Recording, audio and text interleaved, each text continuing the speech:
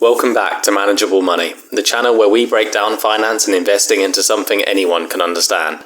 Today, we're talking about something a lot of people have heard of, but few actually grasp. What is an ISA? And more importantly, why should you care? In the UK, an ISA stands for Individual Savings Account. Now, a lot of people think an ISA is some kind of investment, like a mutual fund or an index fund.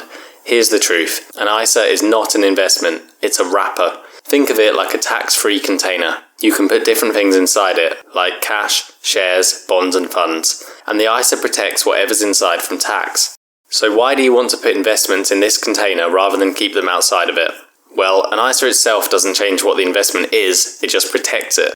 Let's say I buy a fund outside of an ISA and it grows by £5,000. Great, except now I might have to pay capital gains tax on the profit, dividends tax on any income, and I have to report it all to HMRC. Now take the same fund and hold it inside an ISA. No tax on growth, no tax on dividends, no reporting to HMRC. That's why ISAs are a no-brainer for investors. Get tax-free growth, tax-free income, and flexible access. Now you can't just dump unlimited money into an ISA. For the 2025-2026 tax year, you can put up to £20,000 into ISAs, and that's across all types combined. And yes, there are different types of ISAs. Let me break them down. Cash ISA. This is like a regular savings account, but interest is tax-free. It's low risk and probably isn't where you want to be putting your money if you're trying to retire early. Stocks and shares ISA. This lets you invest in shares, funds, bonds, etc. Returns can be higher, but carry risk. Let's talk about the Lifetime ISA, or LISA. If you're aged 18 to 39, you can put in up to £4,000 a year and the government gives you a 25% bonus. That's a free £1,000 every year. You can use it in two ways.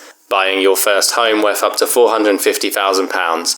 You need to have the account open for 12 months before using it, and if you're buying with a partner, you can use both your LISAs to double the bonus. Retirement. At age 60, you can take the money out tax-free. But if you withdraw early for anything other than a first home, there's a 25% penalty. One last thing.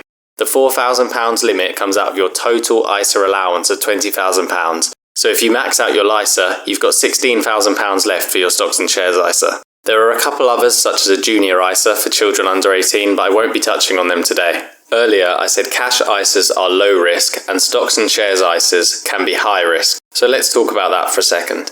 When we say risk in investing, we're talking about the chance that your investments could lose value, underperform, or in the worst case, go to zero.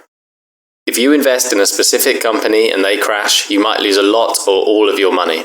Even the entire market can fall due to things like recessions, wars, financial crises, and even great companies can lose value when the market dips. So, why invest in stocks at all? Because with risk comes potential reward. Higher risk equals higher potential return, but also more volatility. So how do we manage risk? Here are a few smart strategies. Diversify. Don't put all your money into one company or sector. Think long term. Markets go up and down, but over time, they tend to recover. Know your risk tolerance. If market dips make you panic, consider lower risk options. Use funds. Instead of picking individual stocks, invest in funds that spread your money across many companies. So, that's a crash course on ISAs and why they're such a powerful tool for UK investors. If you're just starting out, or even if you've been investing for years, making the most of your ISA allowance is one of the smartest things you can do. Got questions about ISAs, LISAs, or what to invest in? Drop them in the comments, I read them all. And if you found any of this helpful, like the video, subscribe to the channel and turn on notifications so you don't miss future episodes. Thanks for watching, and remember, money doesn't have to be scary when it's manageable.